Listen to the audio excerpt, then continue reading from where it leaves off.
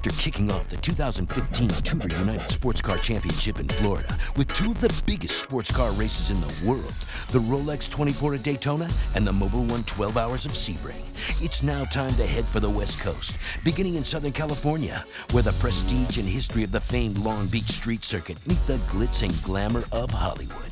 With a grueling 36 hours of endurance racing behind them, the prototype and factory Grand Touring cars will attack a 100-minute flat-out sprint. It's sports car racing on Fox Sports.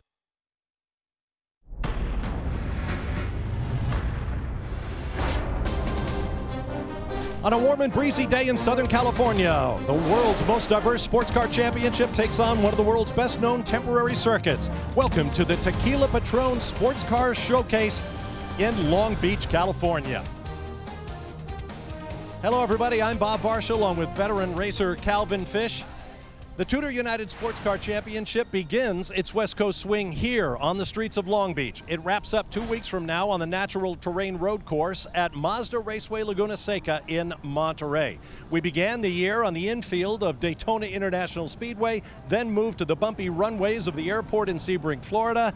Calvin, those two races totaled 36 hours. What we're going to see today is very different. Well, Bob, there's so much energy around this event anyway, and to add to that intensity, throw in a 100-minute sprint race format for the drivers. They're going to be on maximum attack. It'll be a lot of qualifying session out there today. Now, if we see a race like we saw here last year, no caution, green flag all of the way, most of the teams in this field, they feel that there is potential to do it on just one stop for fuel. Boy, talk about pressure. When you compare that to Daytona, 32 stops, 16 stops at Sebring, maybe one stop here today. There's always pressure on that final stop of a race.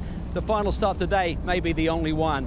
Now, another difference is in the field. Rather than having 4 classes of race car on track at the same time, we have just 2, Prototype and GT Le Mans. It's a small field, but it is very close and competitive. Let's start with our storylines in the big Prototype class. The reigning series champions are off to a great start and back atop the points. Action Express had a runner-up finish at the Rolex 24 and a huge win at Sebring. They remain the team to beat. Visit Florida's Corvette DP certainly enjoyed visiting Florida for the first 2 rounds, finishing 3rd at both of the Sunshine State's 2 season opening races. The surprise team is the Whelan Corvette DP with 2 straight top 5s. New teammates Dane Cameron and Eric Curran have looked good this weekend. Another set of new teammates, Scott Pruitt and Joey Hand, need to keep the good times rolling for Ford after the sister 02 car won the Rolex 24. And the number 10 from Wayne Taylor Racing bounced back from their penalty at Daytona that left them with last place points to finish a strong 2nd at Sebring, and they're on pole in Long Beach. Here's Brian Till with more. And Bob, what a lap by Ricky Taylor to qualify on pole. In fact, he had 3 laps that would have put him there. Maybe even more impressive than that, he bested sports car expert and legend here at Long Beach, Scott Pruitt. Pruitt very quick in the 01, the Ford Riley, and that might be a very good package here for he and teammate Joey Hand. That team has won here in the past. They won here last year, so keep an eye on them. Your championship leaders, Christian Fittipaldi, Joao Barbosa, they will roll off 3rd. That's the story in qualifying from Prototype. Now let's talk GTLM. The season couldn't have started any better for Corvette, with back-to-back wins in 2 of the biggest endurance races in the world. After just missing out on a championship last year, they look locked in for 2015. The next 7 teams are separated by just 8 points. BMW ran strong at the Rolex 24, and the number 25 might have won if Bill Oberlin didn't get hung up in the pits late with a wheel issue. The number 24 is off to a solid start, finishing 4th in both races. Meanwhile, Risi Competizione's Ferrari looked like the car to beat at Sebring, but it was their turn to have an issue in the pits late and finish 2nd to Corvette. The top-running Porsche team so far is FALKEN Tire. They were on the podium at Sebring and are looking to carry the late-season momentum from last year into 2015. For more on GTLM, let's join Jamie Howe on pit lane. Well, Calvin, we can't talk about sports cars at Long Beach without mentioning BMW's Lucas Luhr. He's 4 for 4 in race wins here, and he says the key to that is to get out front and to stay out front. Well, that theory is already being put into practice as it's all BMW front row. His co-driver, John Edwards, qualified right behind local legend Bill Oberlin. Bill, it was his first series pole under the Tudor banner, making him the 14th different pole sitter in the GTLM category. But more importantly for Bill, this is the 41st running at this event, and 41 years ago, commentator. He says this is his crown jewel, and today they want to win, guys. All right, thanks very much, Jamie and Brian. And yes, that was Max Angelelli and Ricky Taylor's brother Jordan goofing it up behind Brian Till. Here's a look at our Continental Tire starting grid. The top 3 prototypes and the top 7 cars in the GTLM class all broke the old track record. Here's a look at the weather conditions. A beautiful day for watching a race. Cloudless skies, 75-degree temperatures, low humidity, a nice breeze coming in over the harbor. But inside those closed cockpit race cars, it is going to be very hot indeed. We have a variety of onboard cameras for you looking in every direction. These are the prototype machines. Scott Pruitt in the upper left in the Ganassi car starting alongside Ricky Taylor. And these are the GTLM cars. We also have a camera on the Ford EcoBoost powered 2015 Mustang Pace car. You'll be seeing that as well. Now, don't forget, you can go to foxsports.com/Tudor for onboard video streams of the TUDOR United SportsCar Championship Series at any time. Go there now, foxsports.com/Tudor.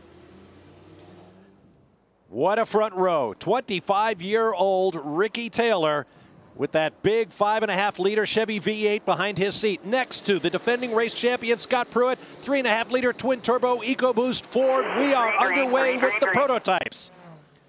Split start. The GTLM class will be up next as everybody heads down to turn 1. Looked like Pruitt may have got the advantage here, but Ricky takes it in really deep on the brakes. Christian Fittipaldi to the outside. Valiente takes third spot away from him. Scott Pruitt absolutely surrounded by Chevy, Corvette, Daytona prototypes as they circle the fountain for the first time. And it looked like maybe the 31 got a little sideways there. Here come the GT cars. All BMW across the front row. Oh, John Edwards there in the black machine got some wheel spin, and the Ferrari. Giancarlo Fisichella takes advantage of that, and he now goes to the lead up against Bill Auberlen. Our pole sitter starts to squeeze him on the run down to turn 1. Ferrari to the fore, and it's been an amazing weekend for these guys through practice and qualifying. We'll talk about that a little bit later on. Right now, let's see what we get on lap 1. Around the fountain. Oh, there's a spin. The Corvette gets turned there with the Porsches. That's the 4 car. Wow, he got lucky there. Boy, oh boy, Ollie Gavin got turned around. 912 may have been involved in that moment. That's Richard Leitz, and he is moving slowly. Wonder if he's cut a tire or something. Gets really tight there as you funnel out of turn 1, heading down towards the fountain turns 2 and 3, but they had contact, but a quick spin. I don't think he hit anything. This is on Pine Street, if you're familiar with the world-renowned Long Beach Street course. A turn here onto Seaside Way. Very bumpy in the braking area, and they will arrive quickly at turn 9. The ex-Ferrari Formula 1 star Giancarlo Fisichella leads this event. What a rebound for that car. He crashed at 5 minutes before qualifying. They botched it together. He put it third on the grid. He takes the lead early. Fisichella has a point to make about that Risi Competizione 458 Italia. Now, we understand the 912 factory Porsche has a flat right front, and Race Control is having a look at how he acquired it. On board. All stack up here into turn 1. It gets really funnels down right here. Oh, he got the wall. Looked like there just wasn't enough room. They're side by side here. The 912, and it's Gavin really who kind of squeezes the Porsche. He wasn't clear of him, and he didn't give the Porsche enough room. Oh, tire down. Now there's an emergency entrance to the pit lane coming up. He doesn't have to go to the hairpin. He can turn right there, top left of your screen behind the Patrón sign. He decides not to do it. No, he isn't. He's going to take the hairpin. The stewards are satisfied. It was a racing incident. Race on. So while Leitz heads for the pits, let's pick up the action up front. Taylor over Pruitt. Then Michael Valiente in that blue number 90 visitflorida.com car. And then Christian Fittipaldi in the 5, the Mustang sampling Corvette from Action Express. See there, the Whelan Corvette. They've looked very strong here all weekend long. Dane Cameron, in fact, will take over from Eric Cohn later in this race. Had the fastest practice lap here yesterday morning. They're looking strong. They're hanging on there in the top 5. Boy, if you're allergic to concrete walls, Long Beach is not the place to go racing. Well, Ricky Taylor's dad, Wayne Taylor, the team owner, told him before the start, he said, get a good, clean start. Make sure you get the lead through turn 1 and take off, and that's basically what he's done. The 912 is in. Jamie is there. And it's the left front that was punctured, Bob. The team told him over the radio, make sure you go easy coming in. We don't need any other body damage. There is no other damage on this car, but the crew is going to take a moment. Just make sure the suspension's okay. Look underneath it. They want to make sure that they're going to send the driver out with everything in order, and it looks like they are going to need to do a couple repairs here. But a bigger strategy note, this team went ahead and did their driver change. Jörg Bergmeister now behind the wheel of the car. Unfortunately, though, he's being held up on pit lane. Brian? I spoke to Eric Kern yesterday in the 31 Whelen Corvette about that car's handling and that team. He said, you know, we're really gelling well. This is awesome. Working on the car to get it a little better around the racetrack, though. And Calvin, you can talk to this. Said the car turns in very well, but washes out a little bit at the apex. If you go back to throttle, it turns to oversteer at the exit, which is very disconcerting when you've got nothing but concrete walls. Trying to settle that car down, give it a little bit of grip in the middle of the corner, and he feels like he and Dane Cameron will have a very good race car to deal with. Well, the problem is when you've got understeer in a race car, you've got a lot of steering input, and suddenly if that front grips up, you're basically trying to turn the car too much, and then you're catching the rear. But the key is to get that balance better, because it's just going to burn the tires down. The drivers say there are 4 points on the racetrack where it is so bumpy, and they are hard on either the brakes or the gas. And as Calvin was saying, it's all about the grip the tires give you. Now let's take another look at that incident at GTLM between Oliver Gavin and Richard Leitz. Just watch there, they're side by side, and Ollie just really doesn't give him enough room. He kind of funneled him down there where Leitz had nowhere to go. This will be a good look. The 912 basically has a little bit more track position than Ollie, and they're going to accelerate down. I think Ollie could have got away with that if he'd just given him maybe another 6 inches.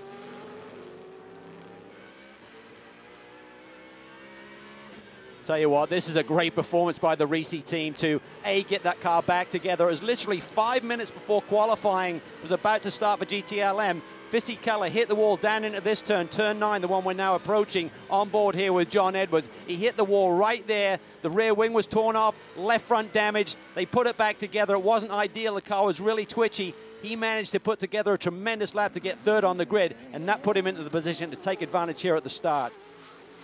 Top 3 are gapping the first of the Corvettes there, the number 3 car. Jamie. Well, Calvin, you were just talking about the repair work that they did on the number 62 car. What actually happened with that rear bumper that they replaced is all of the mounts were broken, so the bumper was only attached with bare bond during qualifying. So Giancarlo said that didn't feel quite right. It didn't have quite the same feel, but the team said they had luck on their side. Worked out.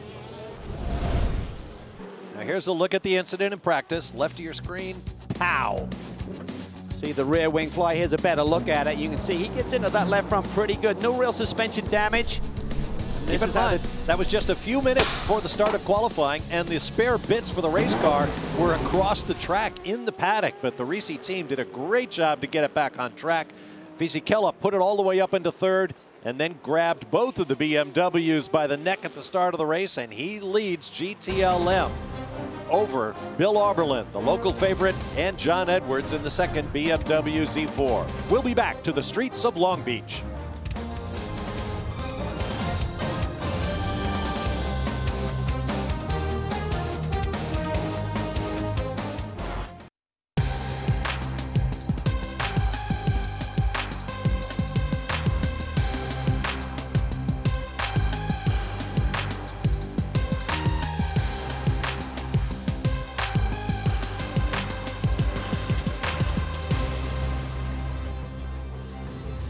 Welcome back to the legendary streets of Long Beach. It began in 1975 as a SCCA Formula 5000 race won by Brian Redmond. Then Formula One came to town for a number of years. Then the Champ Car World Series. And now the Toyota Grand Prix of Long Beach weekend encompasses 3 weekends, including the Formula E Championship, drifting, and this big event featuring 7 races. One of the best ticket values in all of motorsport. But while we're on the subject of the track, Calvin, let's take a closer look. Let's do that. The Ford track map via Google Earth. In Long Beach, California, 25 miles south of LA, sits this iconic street circuit, and what a magic place this is. So much history here, and certainly a lot of challenges. It all starts at the hairpin turn. Right here, you're going to start at about 30 miles an hour, and then wind it up through the gears all the way down Shoreline Drive until you hit the brakes at about 170, and turn 1 really is the best opportunity for a passing zone. Another nice spot is right there in turn 9, but it's pretty high speed on entry, so you've got to make that move early. Very busy racetrack, 24 gear changes per lap, really keeps the drivers on their toes. As you see, the number 4 Corvette is exiting the pits. It came in with a suspected puncture at the left front. Here comes one of the Mazda prototypes. Let's get more on the number 4. Brian. Well, that's exactly what the call on the radio was from telemetry. They could tell that the left front was going down. I don't know if it had anything to do with the contact earlier with the Porsche. Tommy Milner was not ready to get in the car. It was interesting. You would think that if they brought it in at that point in time, they might go ahead and get their driver change out of the way. They will have to do another stop, but right now things not going well for the 4. Gavin and Milner won here together in 2012. They're going to have to work really hard to duplicate that today. Well, the only thing that can turn around is we've seen teams before have problems, Bob, and what will happen now, they're topping him up with fuel. So he's got 12 minutes more fuel on board. If there's suddenly a yellow, everyone hits pit lane together, and he's spacked up with that pack, maybe he can leapfrog around some of his competition. Jamie? Well, unfortunately, guys, the Delta Wing has hit pit road as well. This is with a gearbox issue. Memo was on the radio with the team saying he could not get the car to shift. Came down here and frowning faces on the faces of the guys up on the pit box. But they did tell him, we're going to send you back out there. We're going to need you to turn the wheel back and forth a couple times, which is what the crew members getting in there to do. They're going to try and bleed out the lines, but more issues for the Delta Wing with the gearbox. Well, this will be extreme frustration for that team. They've got a brand new gearbox that they put into that car for Daytona. Had some teething issues with it there, no pun intended. And they really thought with some testing and what they saw at Sebring that they got things sorted out. But this will be devastating to them. No question. This was the first street race for that revolutionary concept in race car design. And it has 2 interesting drivers in Catherine Legg, who in 2005 won the Atlantic race here on these streets. First victory in a major pro open wheel race in North America by a female driver. Her teammate is Memo Rojas, who won this race a year ago for Ganassi, partnering with Scott Pruitt. Well, things are really heating up here for the lead in GTLM. You can see Bill Auberlin and that white, iconic liveried BMW starting to put the heat on Giancarlo Fisichella. And Edwards sits there in 3rd spot, just taking it all in. He doesn't want to get too rough with his teammate in the early going here. Bill Auberlin was so happy to get this pole. He's from nearby Redondo Beach, was here in 1975 for that Formula 5000 race as a 5-year-old. And here he is living the dream as a racing driver, a factory driver for BMW. And he became the 14th consecutive different pole sitter in the GTLM class. 14 different drivers have taken poles without a repeater. And he wanted it bad. You could see it in his eyes. I mean, he has so much passion for racing. He's still one of the best in the business, even though he's nearly twice the age of his young teammate behind him. But Billy Auberlin still gets the job done. He had the fastest and the new track record at Sebring, fastest lap there. And yesterday, that pole position, that meant a lot to him on his home turf. What a battle. Ferrari with the 2 BMWs, and they have now gapped the 4th place car in class. It's so hard to pass here, though, Bob, without taking a bit of a chance. So they're just settling in here. Fisichella may be coming back to them a little bit. Looked like Aublin's car really didn't come alive initially. That could be down to the starting tire pressures. Maybe they started the tire pressures a little bit lower in his machine. Fisichella's a little bit higher, so that would come in his window a little bit better. Brian Till is in the BMW pits. There's no one that has any more sports car races in the field today than this man, Lucas Luhr. Lucas, you've won in almost every sports car you've driven here. What does it take to win at Long Beach? Is it about speed, is it about strategy, or is it about the guys on the pit road? I'd say a combination. First of all, you got to stay off the walls. Sometimes, I don't know why, but it happens that they jump at your car. So you have to avoid the walls first, and you need a very good pit stop because it's only a 100-minute race, so it's going to be very crucial. I have good faith in our boys, so it's up to us now on the track. I talked to Bill Auberlin the other day about the balance of this car, and he said, I can't tell you any one thing it does particularly well. It just seems to do everything well. You guys have the same type of BMW underneath you? Yeah, we are just struggling sometimes a little bit getting up to top speed. Once we are there, it's fine, but now the car is very well balanced. Lucas Luhr trying to add another victory to the ones that he already has from here at Long Beach.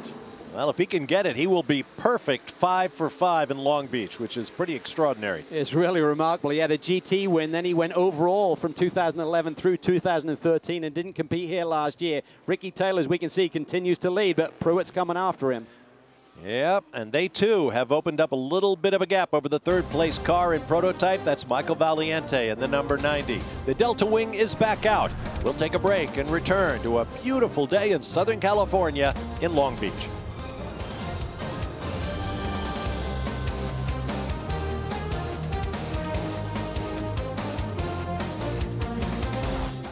Welcome back to Long Beach and the Tequila Patrón Sports Car Showcase, round 3 of the 2015 IMSA TUDOR United Sports Car Championship. Here on Fox Sports, I'm Bob Varsha with Calvin Fish.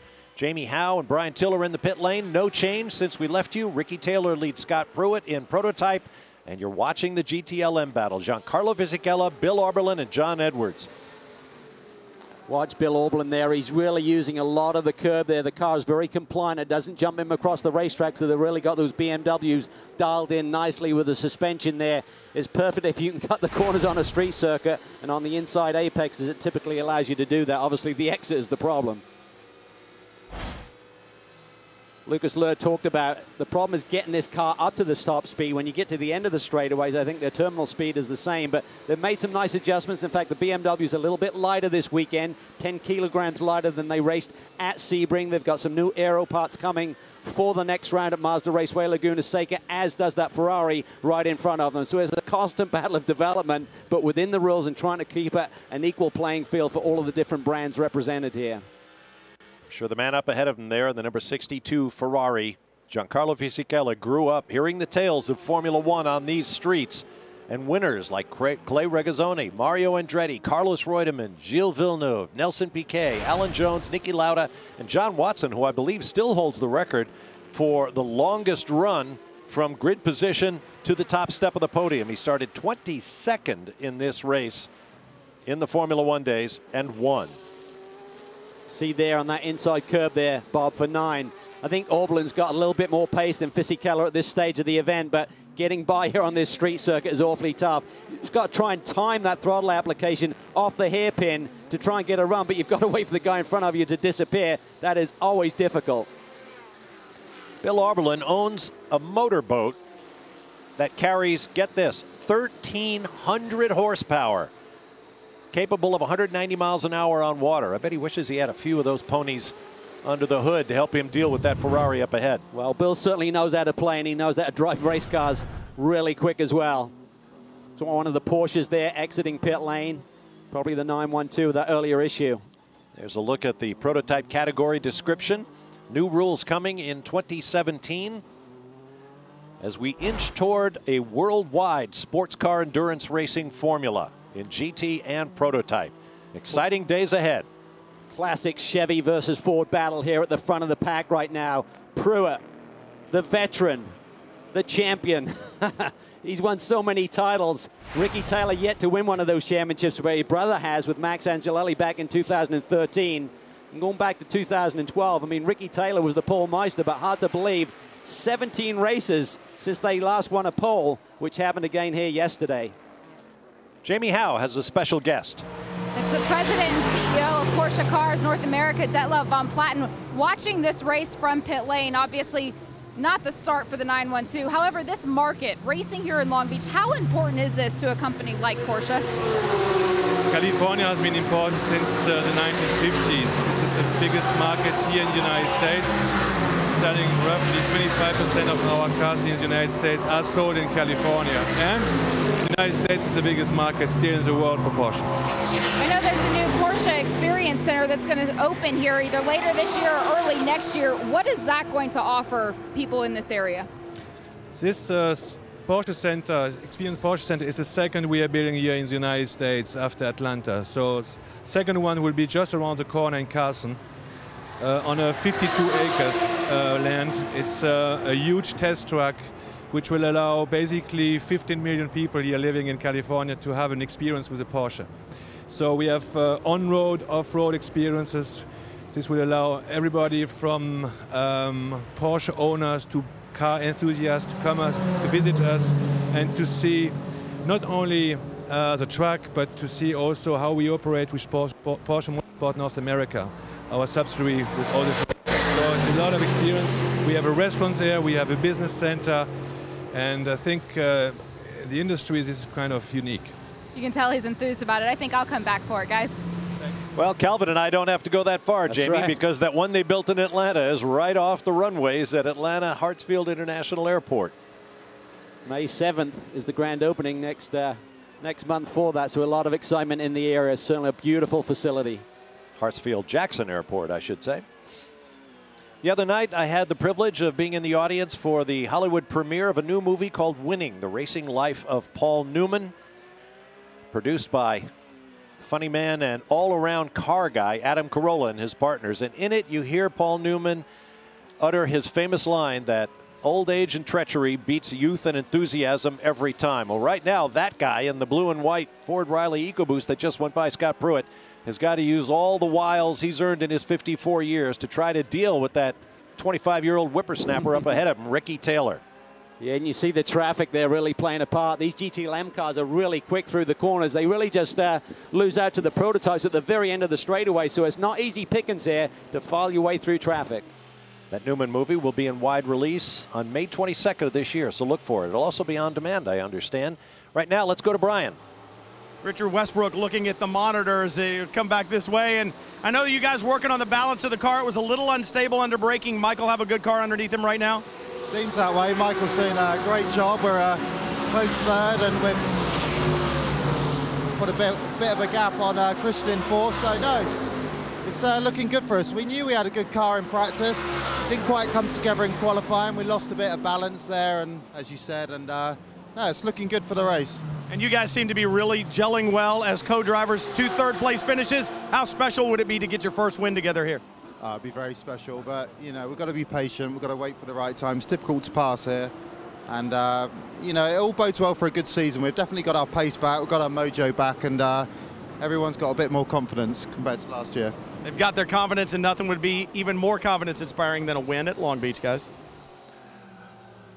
You betcha.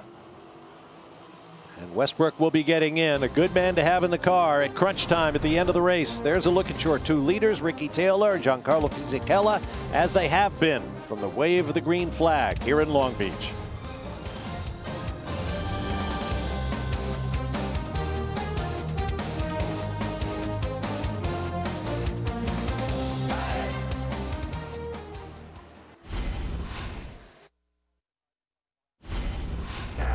Common form in racing would have one focus on the performance of the vehicle, engine horsepower, braking capability, aerodynamics.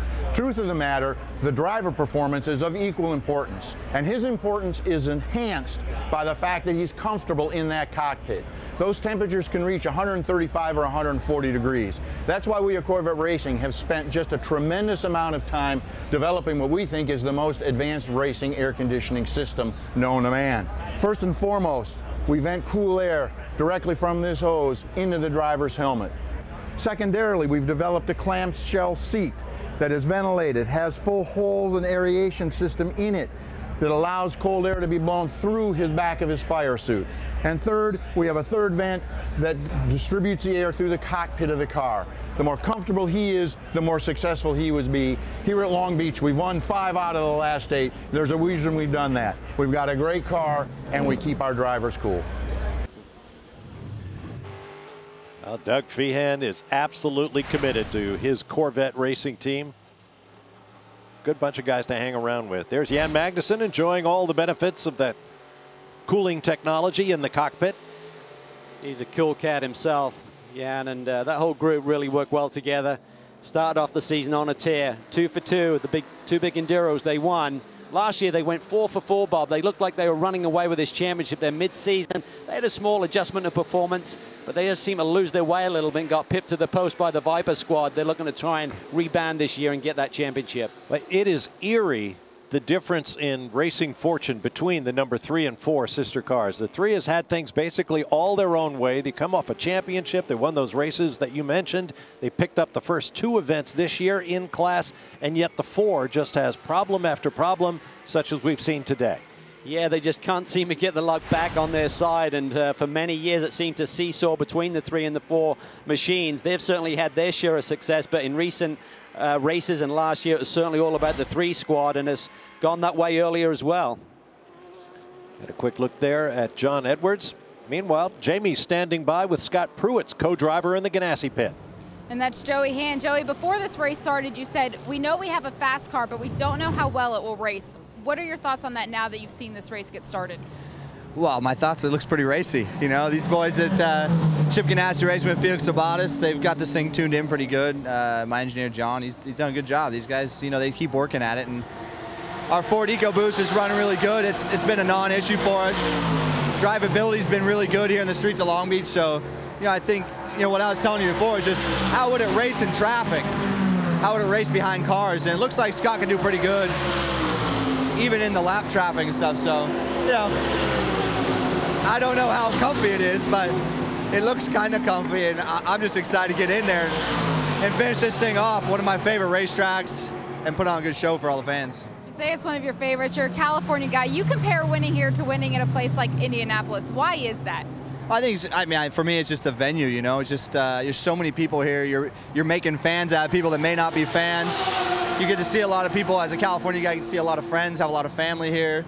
And just, you know, it's just the atmosphere. I mean, there's boats right across the way there. You know, 100 yards from us, there's boats in the marina, and you know, PF Chang's over there. I mean, it's just crazy to race in the streets, and just the whole atmosphere is fun for me. And you know, I've had good luck here, and when you have success somewhere, you always like to come back to these places, and it's just a cool place to be. All right, thanks, Joe. I knew you'd mention the food. Yeah, the reason he mentions PF Chang's is his favorite restaurant. Right. So. Doesn't get any comfier for Joey than that, but he's got about as much passion as Bill Auberlen about winning this race. He did it back in 2011 with Dirk Mueller at BMW, and obviously Billy did it in 2013 for BMW as well. And there's a look at his co-driver, Scott Pruitt, who's been there, done that, won it all here on the streets of Long Beach. Many times over. What a record that man has, and he continues to get the job done. Was vying for that pole position yesterday. Ricky Taylor looked like he had the top slot like Dan. Suddenly Pruitt went to the top, and Ricky Taylor had to dig deep to get that position back from him. Remarkable at his age. And that's one of the things about racing on street circuits. They have unique characteristics. Places like Monaco, the successful drivers know exactly how to drive the track, where the bumps are, where the grip will be, how the track will evolve. Here's our Porsche news and notes. Viper, in the form of the ViperExchange.com Riley Technologies team in GT Daytona here in the Tudor Series, have accepted an invitation to go to Le Mans. Come June, you'll see that here on Fox Sports. Dan Gurney, who is deeply involved with the Grand Prix here in Long Beach for many, many years, celebrated his 84th birthday Monday. Happy birthday, Dan. And our own Tommy Kendall received the Justice Brothers Shav Glick Award for his many contributions, both behind the wheel and behind the microphone, to motorsports here in Southern California. Well deserved. And with that Viper return, they'll run in the GTE AM category. Team is led by Ben Keating, and he's going to have Jerome Bleekemolen's had so much success there at Le Mans. And Mark Miller is going to be their bronze-rated driver, so that is a huge boost to Mark's career. I know he's very excited about it. He's been on social media all week just saying how pumped he is to get that call and make up that driving squad. Look at this Porsche battle here. Patrick Pilet starting to put the pressure on Jan Magnussen. In the draft here, down shoreline drive. These GTLM machines about 160 miles an hour as they dance on the brake pedal here, slowing it down for turn one. Porsche was not strong in qualifying. By that means they're like 7/10 off the pole, right, but exactly. at the back of the bus in terms of the lineup, but certainly coming on strong here in race conditions. Scott Pruitt has just set his fastest lap of the race, but the overall fastest lap still belongs to Ricky Taylor. Dane Cameron awaiting his turn in the Whelen number 31 Corvette Daytona prototype. Stay with us. We'll be back.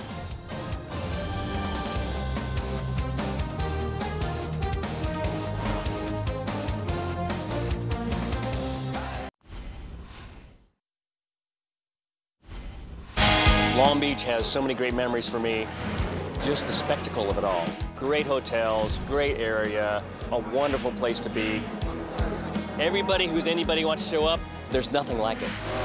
Being a street circuit, it's kind of like bringing this show to the fans. It just gives such a unique atmosphere with all the parties going around in town, days up to the race and during the race. But it's everything that goes around that makes it special. If you're a fan going there, you're going to be a fan for life. It is party central. We're in Long Beach, right on the water, sunny almost every day of the year, and the fans love it. No question about it. The streets of Long Beach rock when racing comes to town. On board the number 60. I think they were just on pit lane. Yes, and the driver change, I think, happened. I think it's Oz Negri now trying to get those tires up to temperature. That's why he's not at full speed right now. It's just a strategy play here. They don't have the ultimate pace right now. They're just trying to throw something different at the field here and seeing if the race will come back to them. See a little bit of grazing on that left front where John may have touched the wall somewhere. Return to the race in 12th position in the overall, 6th in class. Now the 07 Mazda Skyactiv diesel prototype hits the pit lane. And this pit lane, the pit lane delta as we call it, which is the difference between coming into pit lane at 60 kilometers an hour, the length of this front straightaway here, it costs you 45 seconds compared to someone who stays out on the racetrack in green conditions. It is brutally tough to just sit there at that speed for that long. And with the pit stop, driver change, tires, fuel, and so forth, I mean, it's a solid minute before you get back off pit lane. And the laps are only about 20 seconds longer than that. Well, with a full service, this is the best part of a lap, Bob, and that is the problem with the strategy. You can't make a pit stop and stay on the lead lap like you normally can in most events. Look at this thing battle at the front. Wow. These guys have been nose to tail since turn 1, lap 1. And I tell you what, I bet Bill Oberlin is just biting his tongue right now because he wants to go. He wants to go in the biggest possible way, but he's being so patient. I think he realizes that BMW may have the first chance of getting their first two to victory, and they don't want to throw it away by a rash move. Oh, good run there. He really got on the power early there coming off of turn 8. That Ferrari, though, has got good speed there in the middle of the straightaway. And if you try and dive bomb here, it's risky because the apex speed here is the fastest corner on the racetrack, about 70 miles an hour there through the apex. So there's not much braking that really takes place. They're doing about 140 there in a GTLM machine, so they're slowing it down. But, you know, they're just trying to be patient here and see if he may be saving a bit of fuel here. Maybe they can just leapfrog this Ferrari in pit lane. As we mentioned, a year ago, this race went green, flag to flag. So what do you do if the yellow never comes out? How long do you wait to pull the trigger on the pit stop? That may be your only stop of the race. Well, the nice thing is with these GTLM machines, they can do an hour or more on fuel. So their window now is really opening up. We hear that one of the Porsches, the 911, is on pit lane. Okay, Bill, so the dominoes are starting to fall here a little bit. I think what they're saying to Bill Oberlin, do the opposite to the Ferrari. If he comes in, try and get the hammer down. Try and get a nice lap or two in before we bring you to pit lane. If he doesn't come, we'll come.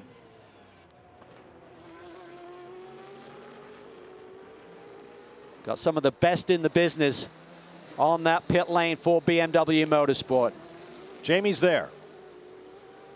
The driver change now underway for the 911. Patrick Pilet handed duties over to Fred Machiavecchi. It's getting tight on pit lane, though. Right in front of them, the number 17, also on pit road. Brian Sellers will get out of the car, hand duties over to his co-driver, Wolf Hensler. It was a very quick stop for the 911. Fred's already back out. Work being done now on this Falken machine. 4 new tires. They need about 16 seconds worth of fuel, maybe a little bit more for pitting this early on in the race. However, it's a good strategy called quick stop, and they're out. Well, the Ferrari stays out, so Billy Oberlin immediately dives for pit lane. Now they've got to perform the magic. It's not a full fuel load going on, so it really puts the emphasis on these GTLM stops on the driver change. It should only be about 16 seconds of fuel, and the driver change is about the same mark. And Edwards takes up pursuit of the Ferrari now in second place. Yeah, John's task now is to get as close to that Ferrari as he can, and I think he'll come in the next lap if the Ferrari stays out. Brian? Bill Oberlin climbing out. Dirk Werner will climb in. On the radio, they kept telling Bill, focus forward, don't worry. John is going to stay behind you in order, so no pressure from his teammate behind. They were content to run right there. This is where the race could be won or lost. Right here on this pit stop on pit lane, the BMW crew going to work, trying to get Dirk Werner out. The engine is fired, waiting for every last bit of fuel, and they'll be back underway, but it's going to be so critical to get these pit stops just perfect. Go. Clear out, go out. Right now he's got to go carefully down that pit lane at the 60-kilometer speed limit, about 37 miles an hour. Oh, look at that. Look how tight that was. Edwards was trying to hit pit lane, and Fisichella suddenly makes the move. That was tight. Wow. Stop on your board, quick out. Meanwhile, Oberlin will have the hammer down, trying to get around as quickly as he can to undercut the race leader. That's the key. It's not Oberlin now. Werner behind the wheel, of course, with the driver change. He's on cold tires. What can he do on this outlap compared to what these guys did on their in-lap on hot tires? Sometimes the hot lap can be better, even on worn rubber.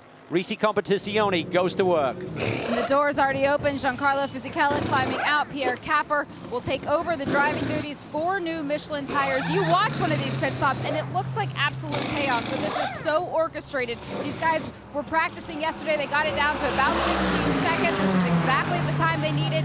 It's taking a little bit longer, though. That net held them up maybe a couple seconds.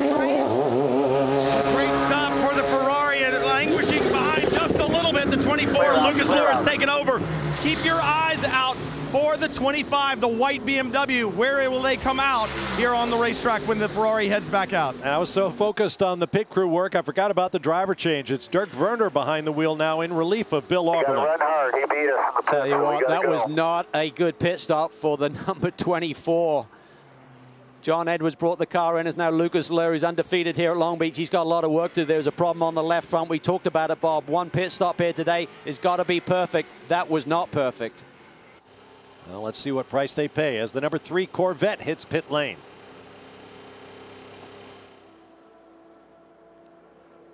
Magnussen will bring it in. Presumably Antonio Garcia will take over. It's running in the 4th spot when everyone was out there together. Now this cycle of pit stops, left to see how things shake out. One of the coolest guys in the business, Antonio Garcia, a little stretch as he gets ready to take over that Corvette that is undefeated here this season so far. You said it, Calvin. The number 3 team absolutely perfect so far on the season. Jan Magnussen climbing out. Antonio Garcia will climb in. 4 new Michelin tires. This Corvette pit crew, so good. They've won competition after competition over the years, trying to get the job done, get that yellow number 3 out on the racetrack as quickly as they can. Can they make up time here on pit road? That was a good stop. Yeah. That was an excellent stop. It could be really tight. They had a pretty big gap between them and the second BMW. They could be pretty tight with the problems for BMW on pit lane. They may grab a spot here. Yeah, the crew is pumped. Garcia from Barcelona in Spain finally gets the belts tightened, and off he goes. Upper left of your screen, we are nearly halfway through this race already.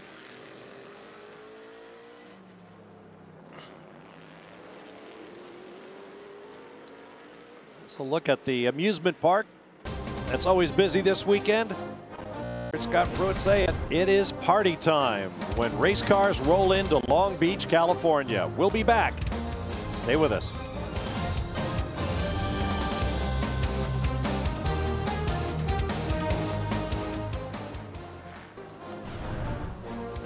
Go to IMSA.com and sign up for the IMSA Insider newsletter. You can follow the TUDOR Championship with all sorts of news and notes. Go to Facebook.com/United SportsCar or keep the conversation going at United SportsCar on Twitter. Prototype race leader is in. The Konica Minolta car of pole sitter Ricky Taylor.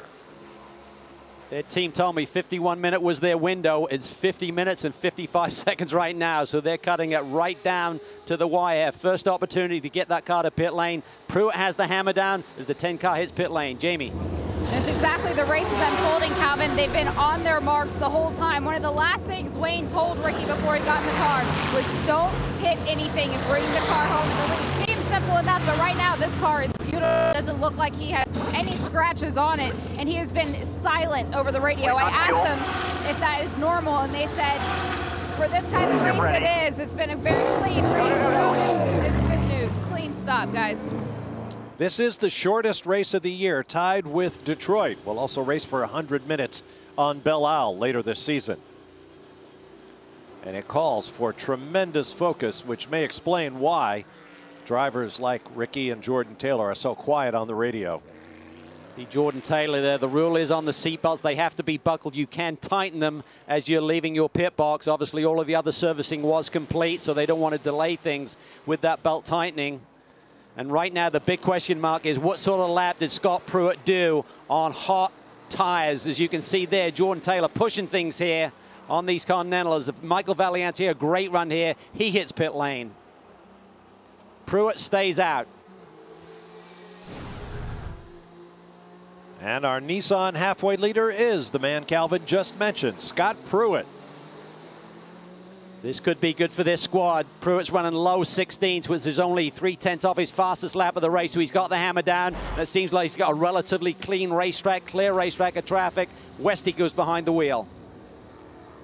Interesting on this Coyote chassis, the Corvette down here, the driver is on the right side, so a little closer to the wall. On the Riley chassis, you've got to go around the outside. Driver change going on. They've been looking for balance in the brake zone on the 90. They feel like they've got a much better car.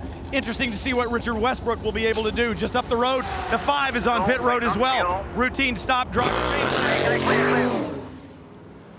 There's the number 5 Mustang sampling Corvette.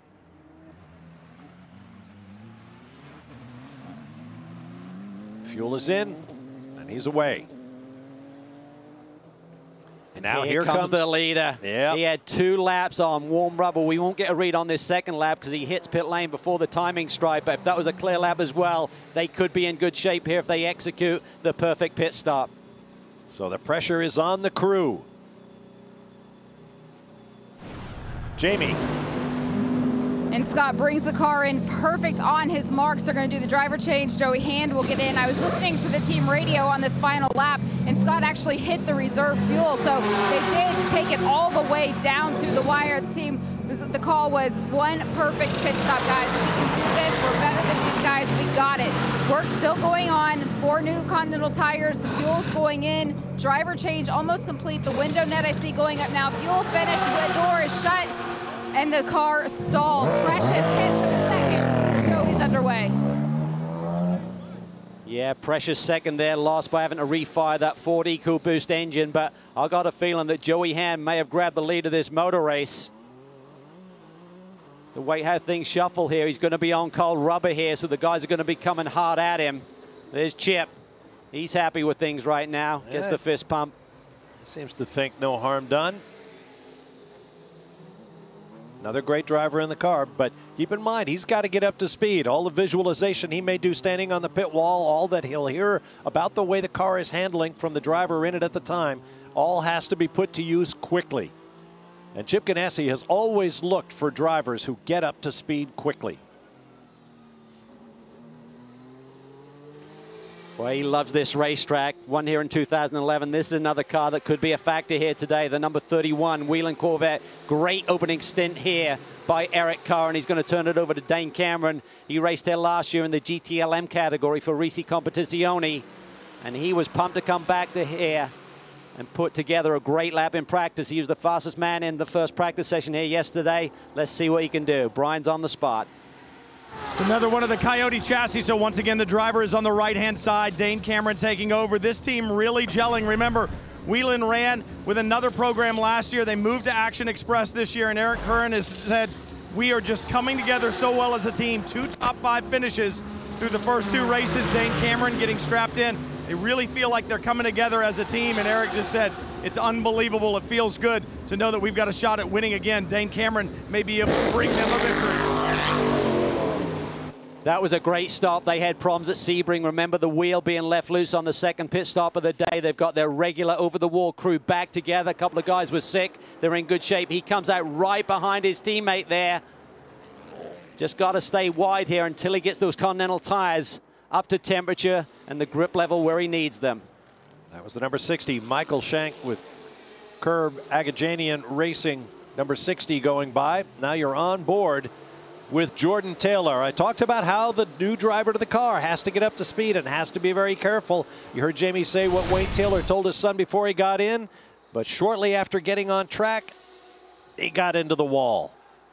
Yeah, he's really chasing hard. He realized he needed to get the hammer down. This is coming off of turn 8 here onto the back straightaway. It's very bumpy there on the exit, and he realized that Joey Hand was going to be on cold rubber. He had to try and get that cushion down as small as it could be for when Joey Hand suddenly got onto the racetrack.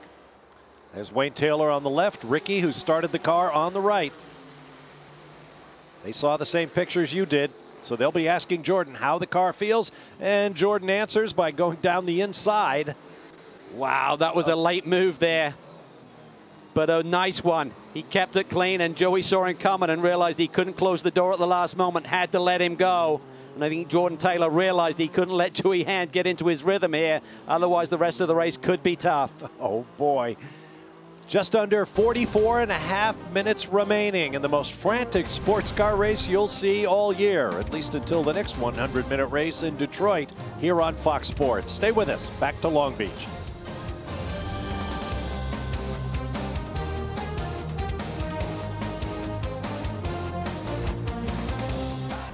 Welcome back to the legendary streets of Long Beach.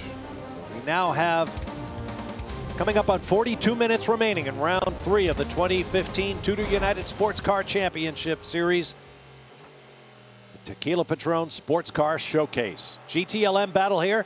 You ride on board the number 3 Corvette in the hands of Spaniard Antonio Garcia, looking ahead at the number 24 BMW of Lucas Luhr. To Jamie Howe. Well, Bob, now that the pit stops have all cycled through, we know Risi Competizioni's pit stop was 2 seconds faster than the rest of the GTLM field. Giancarlo Fisichella, we showed the incident that you had yesterday in practice, covered the work the crew did. How impressed are you with this team? Oh, very impressed. They are a fantastic crew. All season, even last year and this year, they are doing a great job in every pit stop. Even yesterday, they rebuilt the car quite quickly, just after my crash before the qualifying session. We had less than 12-13 minutes to rebuild it, and they make it. So it's a great crew. I thanks a lot them because they are doing a great job. And about the race, it was the key maybe was the start. I did a fantastic start.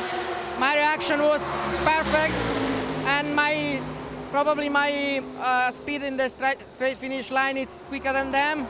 So I've been able to be the leader of the race just after turn 1. BMW has more grip than us. They were better in the midfield, but I was controllable. The race was controllable. The car was comfortable, and I was able to keep them behind me.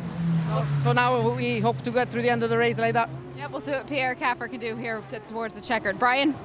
Jamie, there's not a race Bill Arberlin wants to win worse than Long Beach, but Bill, cars seem to be good on the racetrack. Let's go to the pit stop. A little bit of delay there. Do you know what the problem was? I think there was some fueling issue, and it cost us 7 seconds and put us right to the back. I mean, sometimes it's just not your day. We had the car. Handling-wise, we were great. I could catch the Ferrari in the corners. He would outrun us in the straight. Great battle. I don't know who that was, Fisichella or whatever. He was pretty spot on, never made a mistake. I was trying to cause him to have one. He didn't. So I wasn't going to push. I was going to let our driver change, do a great one, and try to put him out front, and then we can run away. And that just didn't happen. You're going to need a yellow to get back in this one? Yeah, I think so, to bunch it back up so that we can try to battle it out again. No one wants to see a full course caution except this man. Yeah, when they did that pit stop, I thought, well, it was either a lightning fast driver change because there was a big delay waiting on the fuel. Typically, with a shorter fill like they're doing here today in GTLM, the driver change almost matches the time to put enough fuel in the car, and they were stationary for a long time. So obviously some kind of flow issue there. But what amazes me with drivers, Bob, Arberlin didn't even know he was driving the Ferrari. I mean, so many guys work in different ways. If I was there, I'd want to know, who is that guy? Know the strengths and weaknesses of the various drivers in the series and your competition. He just knew it was a red Ferrari he had to get by. And he knew Risi Competizioni hires the best they can get. So, a great battle. What do you say we leave it up to you and your volume control? Turn it up for the Patrón Sounds of Speed.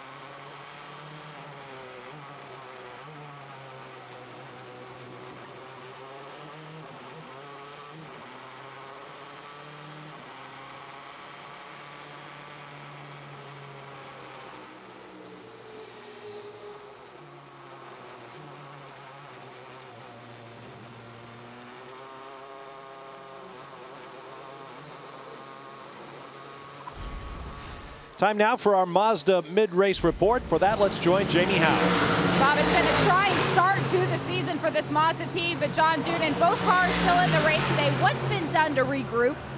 Well, the season, Jamie, has started off with 2 long races.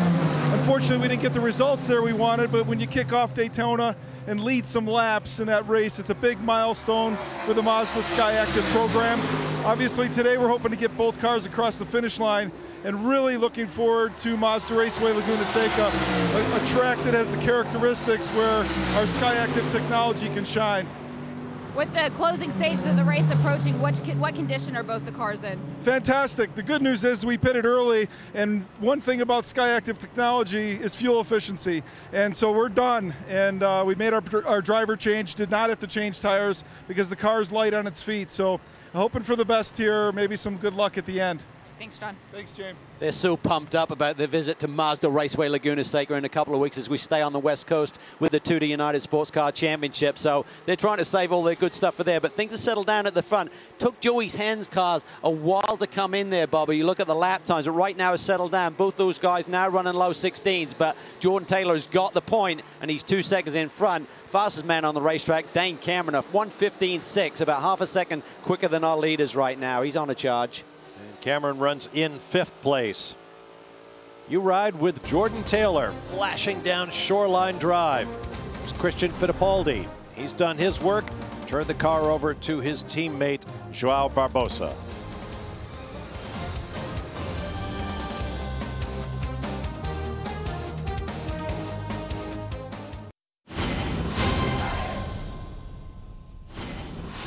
The tire is the only part of the race car that touches the racetrack, so that makes something as simple as tire pressures quite important.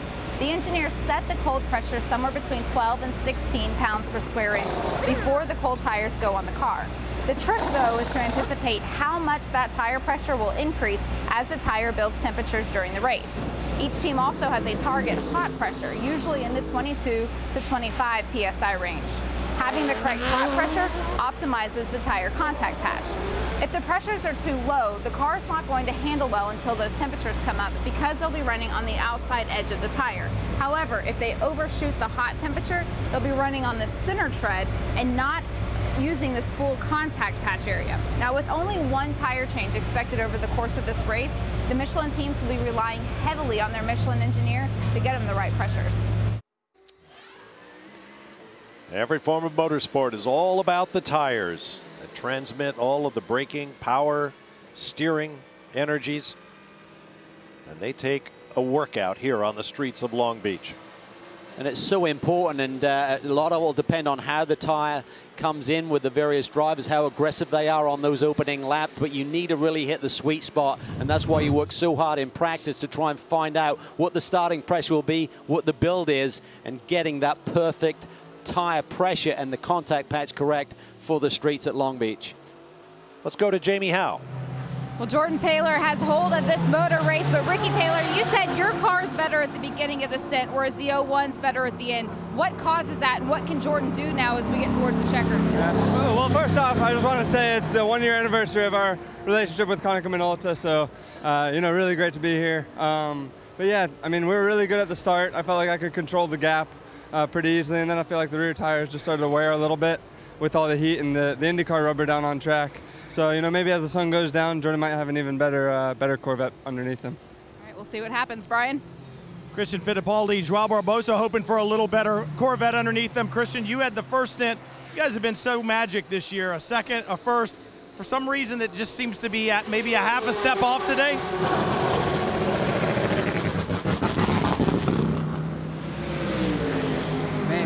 Maybe even a full step off. It's definitely not connected today, but I guess we need to do the best with what we have, and we're trying hard.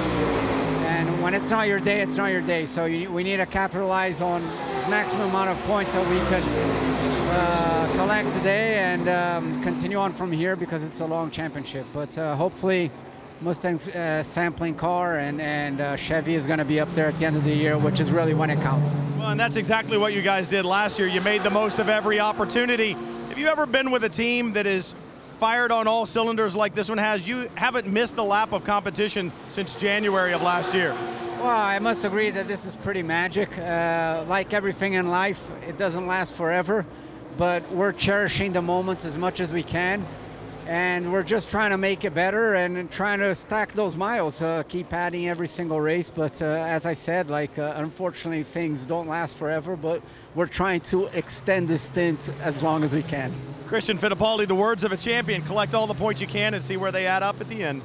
Well, you can see there he seems disappointed. They expect to win. That's their mantra on the team. And when they're not even in a podium position today, that does not really bring a smile to his face. Yeah, interesting. Bill Auberlen had almost the exact same words. When it's not your day, it's not your day. And a shrug is a tough reward for the crew after all of their hard work. Now let's talk for a minute about the DECRA Green Challenge, sponsored by the Department of Energy, the Environmental Protection Agency, and the Society of Automotive Engineers, to prove that racing can be entertaining and environmentally sensitive. A complex series of formulas measures each car in the GTLM class in terms of its cleanliness, in terms of oil consumption and greenhouse gases produced, its average speed, and its efficiency in terms of the energy expended to complete the race. It's a fascinating process to watch, and the results can be surprising. We'll have more on that as the season goes forward. Here's a look at the points as they stand following the first 2 rounds of the championship, Daytona and Sebring. We'll be back with more from Long Beach.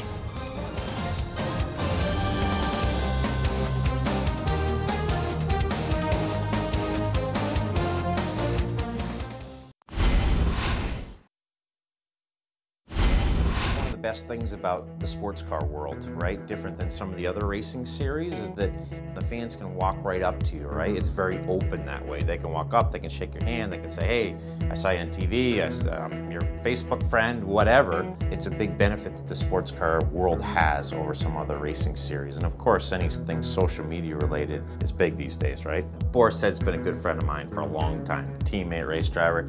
So he did an NASCAR race a couple years ago, and he doesn't quite think about the things that he does, and he just blurts out his phone number on national TV at a NASCAR race, right? And of course, like, he gets, 2 million texts that come in. You should have seen the pictures and all that stuff that he got on that weekend. It's funny, in the racing world, you meet a lot of famous people. So I watch Shark Tank all the time. It's one of my favorite shows, love it. So Robert Herjavec is here driving Ferrari Challenge, right? So I go over there, and Robert and I chatted up for 20 minutes. And he looks at me and goes, Eric, I'm a big fan of yours. Like, I want to do what you're doing. Love to see a guy who loves his racing as much as Eric Curran does. Bit of a conundrum here. 2 Action Express cars running nose to tail. Dane Cameron seems to have a little bit more pace there as he gets a little bit crossed up on the entry there to turn 8. But remember, the 5 car has the championship lead, so they're going to be reluctant to give that position up.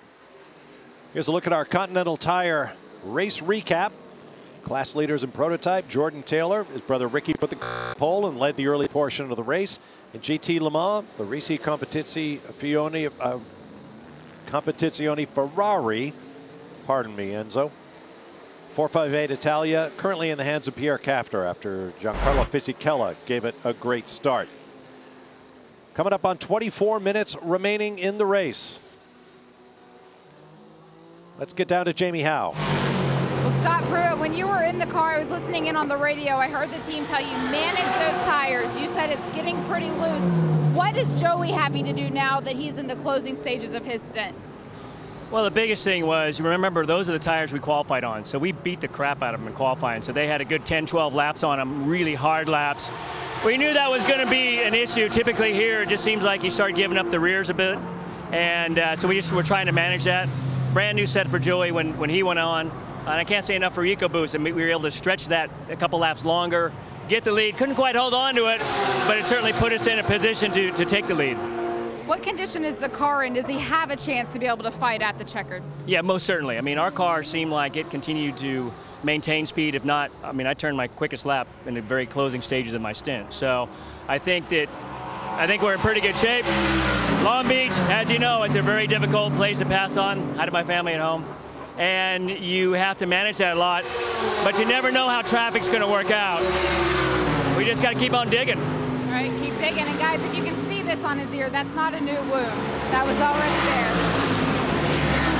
Well, his words were prophetic because Joey Hand just laid down the fastest lap of the race for him and that car right now, 1:16.0, which was nearly half a second quicker than Jordan Taylor. So without traffic, Joey Hand is closing in on the leader right now, but passing is another matter. Jordan's going to make that number 10 Konica Minolta car very wide, I feel, to hang on for their first win of the year. Yeah, we saw the Taylor brothers driving defensively last year on Belle Isle in the Detroit race. Like this one, just 100 minutes in length, a frantic event. And drawing closer.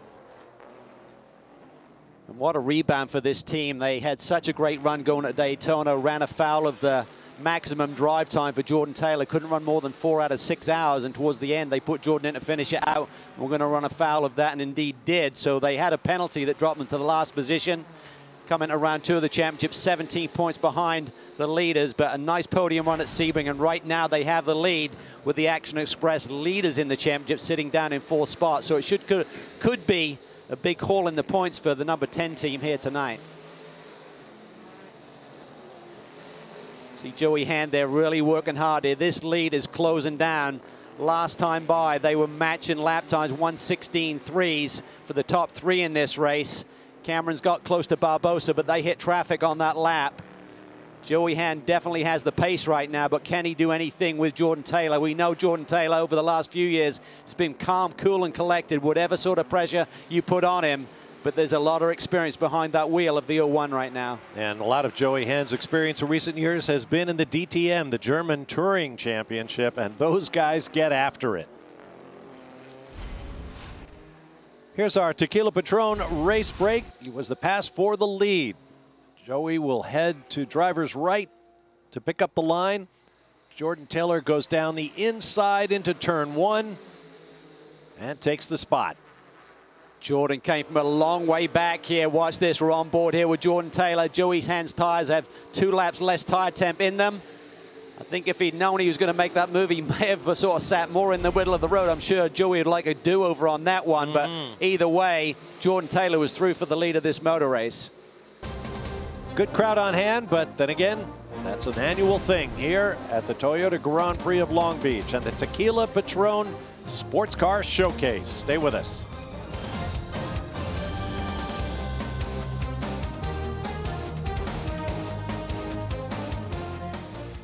Welcome back to Long Beach, California. Now 17 minutes and 40 seconds remaining in the Tequila Patrón Sports Car Showcase. A 100-minute blast that to this point has gone green, as last year's race did, flag to flag. There are the front runners, Jordan Taylor in the Konica Minolta Corvette Daytona prototype for Wayne Taylor Racing, and Joey Hand in the Ford EcoBoost for Chip Ganassi Racing with Felix Sabates. Jordan Taylor seems to be responding. His last lap was indeed a 10th faster than Joey Hand. They continue to circulate and are right around the 1:16 flat to 1:16.2 range. So it seems to equalize a little bit here, a little bit later in the run, and Jordan may have been managing those tires a little bit to have something in store for the end of this race. It's a great move he put on Joey Hand. He just came from way deep and took advantage there, saw that Joey wasn't going to defend that inside line and just went for it, put all of the cards on the table and pulled it off. Meanwhile, in GT Le Mans, there is Pierre Caffer in the Risi Competizione Ferrari. Started from 3rd place in the hands of Giancarlo Fisichella. And right now it leads in class with a nice open piece of racetrack all around. Yeah, he's done a beautiful job here. Dirk Werner moved up into that 2nd spot. He now leads the BMW brigade despite the delay on pit lane with the refueling there for the number 25 car. He seems to have a little bit more pace than Caffer at various stages, but he sits nearly 5 seconds back. It's a long road ahead. And they'll be disappointed. BMW really had a strong car here, sat 1-2 on the grid, really had a good position, but problems on pit lane, tire change seems slow on the 24 car, and refueling issues on the 25 may have cost them the chance of victory here today. There's the 24 in the hands of Lucas Luhr. Apparently his 4-race win streak will come to an end on these streets. Aboard the number 3 Corvette, Antonio Garcia. to the prototype battle.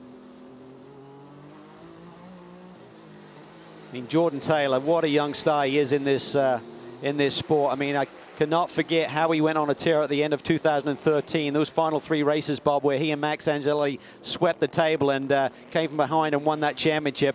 That was some performance, and I think has developed a lot of confidence in that young man. And he's been around the best in the business, the Pruitts and the likes, and I think he can withstand this pressure from Joey Hand, barring traffic issues. The car still seems to have some good pace in it, and he's been in this position before. That he has. See Joey there using every inch of the road to the left on entry for that setup for this back straightaway. He's working it. He's trying everything he's got in his bag of tricks here to try and inch closer to Jordan Taylor. I think if he can get a little bit closer, maybe he'll have something for him. The problem is, with that Riley, as those huge dive planes on the front, you can see them right there as you go through the hairpin, Bob. And it's more affected by the aero in the faster corners. Not that there's many fast corners here, but when he gets really tight to Jordan Taylor, it'll definitely affect the handling of that Ford Riley, whereas the Corvette has really minimal size dive planes on the front. I don't think their car is as affected. Love to see acceleration numbers as they swing on to Shoreline Drive. That big Chevy V8, normally aspirated, versus the V6, 3.5-liter twin-turbo Ford. Maybe it just takes that little instant longer to spool up and produce all the power that Joey Hand needs to close that gap to Taylor. On the left, Father Wayne in the white shirt, brother Ricky. Great lap there by Jordan Taylor, just a 100th of a second off the car's best lap of the day that was set on lap 10, appropriately enough, by his brother Ricky Taylor. So the car has good pace here, has really settled in, and to tell you what, that team is really executing at a very high level. Finished the season off strong in 2014, winning Petit Le Mans. Came out of the box strong at Daytona, had those brake issues during Sebring week, which really affected their ability to get the car dialed in, also affected the ability of the driver in the race. They finally switched to an older set of rotors halfway through. Boom, they were on the pace and finished second on the podium. And they had that very puzzling incident with drive time in the Rolex 24 at Daytona, getting last in class points and putting themselves in a championship hole that the brothers Jordan and Ricky have had to fight their way out of. A win here would be huge in that process. Jordan Taylor dips into the 15s. Great lap there. Westbrook is into the 15s too. High 15.9s for both of those cars as Joey Hand ran a 1:16.2. Go time is coming. Coming up on 12.5 minutes remaining. Look at this. This is closed down in a hurry. Remember, Pierre Caffer had a 5-second lead about 5 minutes ago. That's down to just over a second. Maybe Billy Oberlin and his teammate here, Dirk Werner, can grab this victory away from Ferrari. Werner putting it all on the line, leaping the curb there on the apex of turn one. He's right on the tail of the Ferrari. And there's traffic ahead. Does Caffer have an issue? He's certainly lost some pace here in the last 5 minutes of this motor race. And Werner is on the charge. Yeah, Caffer's in trouble. The rear end of that Ferrari is not underneath him. He's looking in the side view mirror. Where is that BMW? Werner looks to the inside. Through 6, through this little kink, they call it a turn. It really isn't. Caffer is struggling with that Ferrari right now. Oh, man. Werner needs to be patient as Billy Oberlin watches from the pit box. Meanwhile, look at Giancarlo Fisichella, Pierre Caffer's teammate. This could be it. He is side by side. He's got the inside line down into the brake zone. I don't think Caffer's got anything to defend with, and he locks him up. Caffer has problems with that Ferrari. Billy Oberlin pumps. He has got the lead back. What a turnaround. Awesome stuff. Oh, boy. What is going on with that Ferrari? It's definitely lost pace here. Remember, we pointed out the accident that they had in the final moments of practice just before qualifying yesterday. The crew went through the car. They thought he had a solid race car, and certainly Giancarlo Fisichella qualified well. And the early stages of this race went very well. The first, well, 88 minutes to be precise. But now it all appears to be coming apart for the Ferrari. So it's BMW out front at GT Le Mans. Here's another look at the pass. Dirk Werner on Pierre Caffer lights up the tires as he tries desperately to keep the BMW behind him.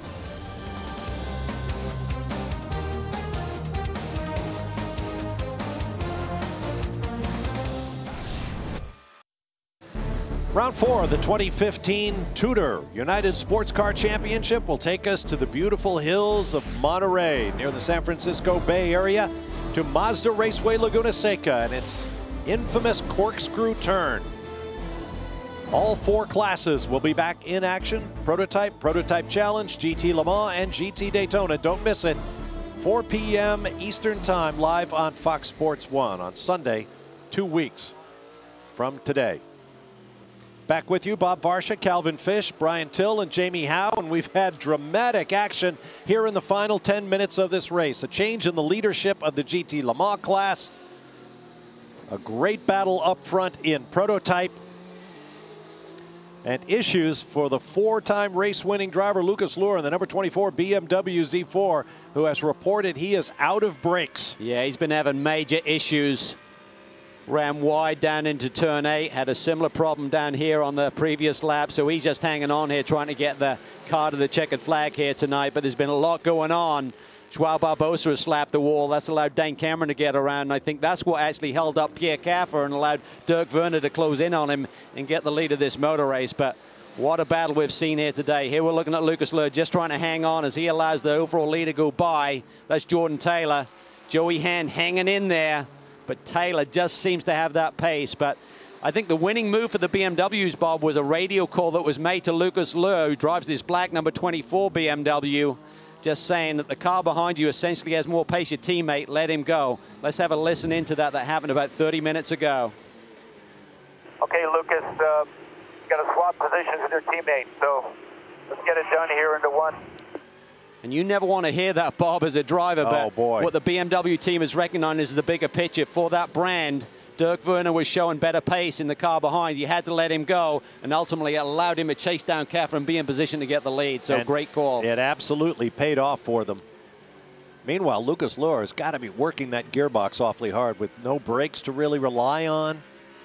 Well, he's no longer racing. He's just surviving. I mean, I think he was trying to hold off the Corvettes and stuff before and just got in too deep, and there's just not enough braking ability in that car, so we'll be real careful here. Roughly 5 laps remaining for Luhr as he limps around.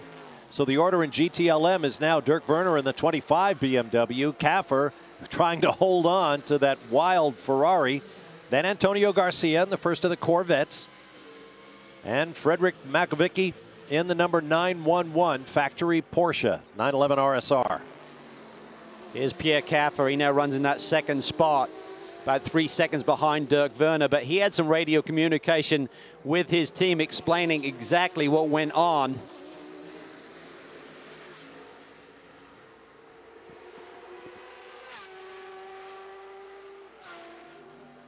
This prototype hits the wall, it costs me a lot of time.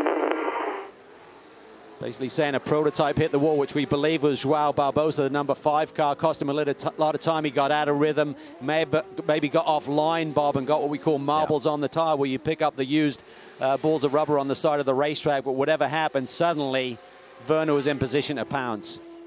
And at that point, Caffer was playing a defensive game, overcooked the brakes going down into turn 9, and that was all Dirk Werner needed to take over the lead in the race for himself and teammate Bill Arberlin. On board with Joey Hand, trying desperately with 4 minutes and 15 seconds to go in the race, trying to run down Jordan Taylor. Well, it's a strong run for the 0-1 car. This potentially is their first podium of the year. They had good pace at Daytona, then suddenly, mysteriously, halfway through, they led a lot of laps there, lost pace, and the differential broke towards the end of the race, which explained why they didn't have the lap time in the car. Sebring was okay, looked like a podium run. Dixon really had to lean his fuel out to make it to the checkered flag, so that cost him the final spot on the podium to Richard Westbrook in the final few laps. So it's chase time in this championship, but that 10 car looks awfully tough, and they're still all of them trying to run down the number 5 car that has the championship lead right now. It's hard to believe after 36 hours of racing in the first 2 events of the year, the full season drivers will tell you this is where the championship begins for real. Weekend in and weekend out. These guys so consistent. Their lap times in clear air seems to be right around the 15.9 to 16.2 range. Keep knocking them out. Dane Cameron, now he's cleared. Joao Barbosa, he continues to run in the 15. So it's a question of what might have been for that 31 squad here today. First 2 rounds of the championship at Daytona and Sebring, we talked about the Tequila Patrón North American Endurance Cup, in which the 4 longest races offer opportunities for drivers in each of the classes to score points toward that beautiful and prestigious cup at year's end for the team that is most successful over those 4 events. Daytona and Sebring are behind us. The next up will be the Salem 6 Hours of Watkins Glen later this summer, and then finally the season finale at Road Atlanta, the Petite Le Mans powered by Mazda. Up ahead of these guys is a great battle going on for the final spot on the podium in GTLM. Antonio Garcia has it right now, and Freddie Macavecchi has just cleared the number 4 car. It was really like a wingman for the number 3, and that Porsche seems to have a lot of pace, and Macavecchi's one of the quickest GT drivers in the world right now, so this is going to be a great battle here for the last couple of minutes. Corvette and the Porsche both very good on the brakes. I think Macavecchi's going to look. He is going to look really deep here in these last couple of laps here to see if he can wrestle that final podium spot away. But Garcia's a cool customer. Oh, Garcia way up on the curb there, threatening those cones. You hear tire squeal as they make that tight hairpin. For many laps there, Bob, the other Corvette was in between these two and kind of took the pressure off Garcia. But once Macavecchi cleared him, he now can pile the pressure on. But time is running out as you look at the clock there, 1.5 minutes to go.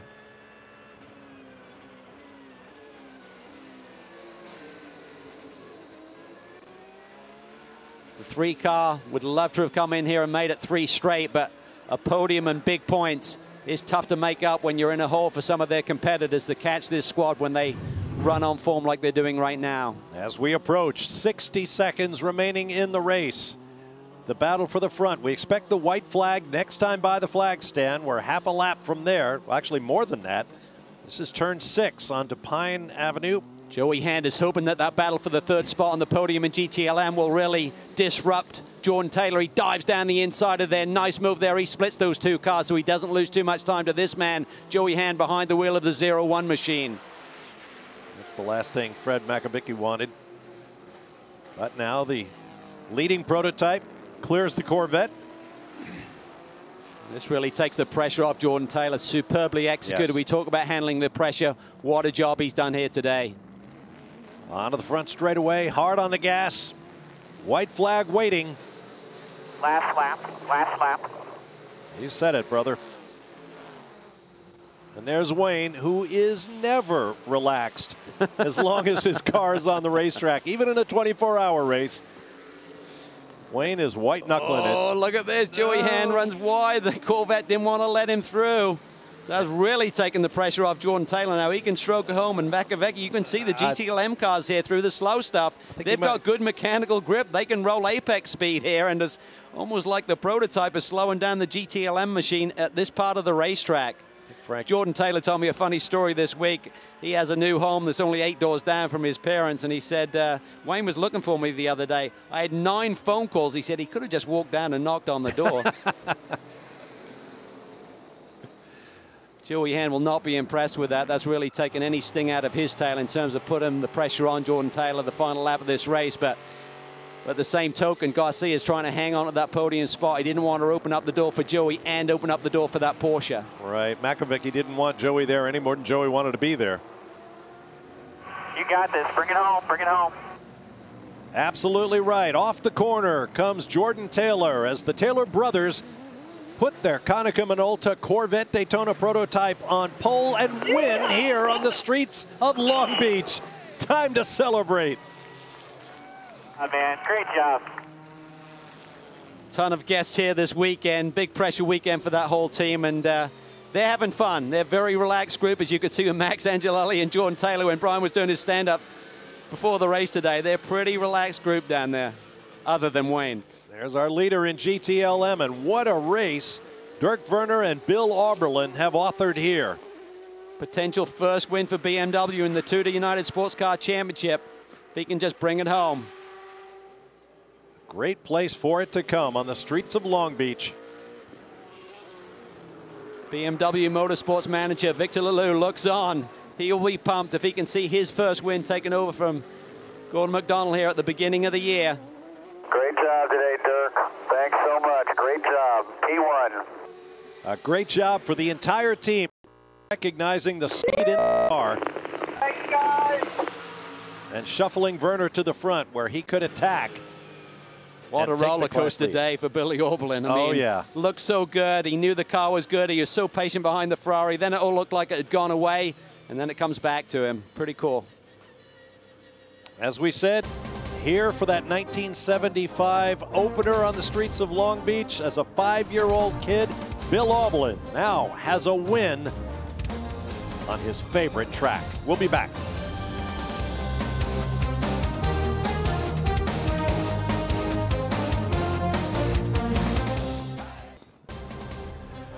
Welcome back to the streets of Long Beach, California, where for the second straight year, the Tequila Patrón Sports Car Showcase has gone green from flag to flag, and the Taylor brothers, Ricky and Jordan, come through for their first win on the streets of Long Beach, winning from pole after 4 lead changes among 3 cars. Here are our BMW race results. The Taylor brothers, P1, a great run by Joey Hand in relief of Scott Pruitt.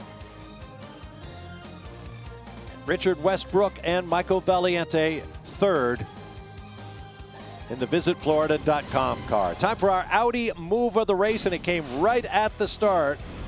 Excuse me, deep in the race as Dirk Werner put the moves on the Ferrari of Pierre Caffer. Yeah, it was a wounded Ferrari. Certainly, Caffer got out of his rhythm a little bit. Didn't have the grip in the Ferrari, and Dirk Werner caught him quickly and just pounced down in turn 9. A great move. Let's get down to victory lane and hear from our prototype winners with Jamie.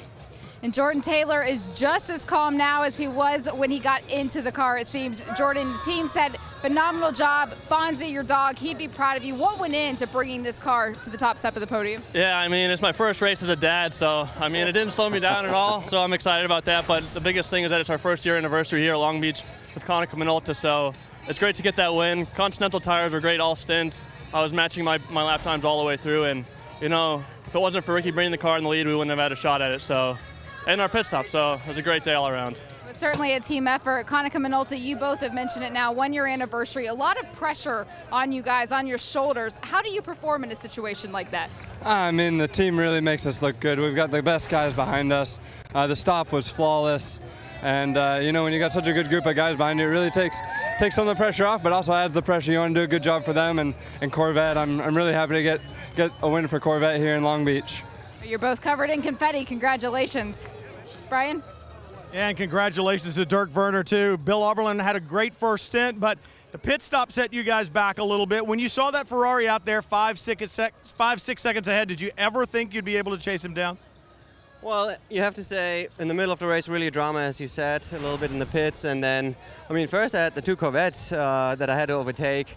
But you have to say, the car in the end was just a rocket. So fast, consistent lap times with the Michelin tires. I mean, the setup was just great. I mean, we perfectly dialed it in for the race. And then the Ferrari just, I think, had nothing for us. And I'm so happy to win. I mean, first win for me since 5 years in a car race. You can't imagine what that means to me. Oh, how special that has to be, and especially here. Did traffic play anything in your hand a little bit? I saw that, and there's Bill Oberlin. Step on in here, Bill. We were talking, you looked so upset after that pit stop, another win at Long Beach. I mean, racing is a fickle thing. One moment, I'm having a heart attack. Next moment, you put Dirk Werner in, you let the Ray Hall guys do their job, and he runs it right back to the front, which is very difficult to do on a street course, and he brings home the win. Atta boy, huh? Congratulations, guys, in this car. It's beautiful. It doesn't have a mark on it. And what a story it was. Let's take a look at the championship points in prototype as we get ready for Mazda Raceway Laguna Seca. Well, the Action Express team continues to lead. Wasn't the best of days, but with their 3rd consecutive podium, the number 90 car really closing in on that lead. As we look at GT Le Mans, well, the 3 car, another podium run here today. They continue to lead, but Oberlin and Werner with that win, they're now in 2nd spot, the Ferrari in 3rd. Now let's get back down to victory lane and Jamie. Well, Joey Hand, even with a podium finish, has a look of disappointment. Joey, you say you don't like finishing 2nd, but what do you take away from a day like here? I don't think anybody likes finishing 2nd, you know, but, you know, I think we take away points. You know, that's what we want. It's just, this is a big race. You want to win. I'm with a team with Chip Ganassi Racing, Felix Abadas, that are winners. So I would just really like to win with them, you know. So I gotta say though, this Ford EcoBoost ran really good today. It's great to have all the Ford Performance people here and all the Ford guys that help us out. We did what we could with this. You know, we weren't that good in the morning yesterday, and we made changes and we got it going, and yeah, we got our points. It's a little bit tough because we stalled on the pit stop, and that was just because I was trying to get my belts and I didn't have them ready yet, and I just got too quick and stalled it. And yeah, I don't think we still had it. You know, when we were on cold tires, the 10 got us, but we could run second for sure. So I'm happy to get second, get some points, and look to the championship. Move onward. Thanks, Joe. Brian? Pierre Cafford just out of the 62, and tough day for you guys. The car looked so good in the beginning. Was it traffic that eventually came into play and changed the complexion? Yeah, I think the Action Express, he went into the wall, the DP, and then I tried to pass him on the outside at the last corner, but that was not possible. I picked up all the dirt, and unfortunately we lost all the gap, and then it was easy for Dirk to pass me because we have not that amount of downforce on the car, and as late as it's in the turn, in the stint, it's more and more difficult to keep the car in medium fast corners on the track. And well, BMW deserved to win today. They had the strongest car, and yeah, it was just unlucky. Thanks for the Rizzi people who put the car together after the crash yesterday. So thanks for everyone. Congratulations. Close, but not close enough today, guys. All right, thanks very much, Brian. A spectacular day. We're headed for Mazda Raceway Laguna Seca in a couple of weeks. We'll see you then. And until then, for Calvin Fish, Brian Till, and Jamie Howe, I'm Bob Varsha. We'll see you for round 4 of the TUDOR United SportsCar Championship from Monterey. So long, everyone.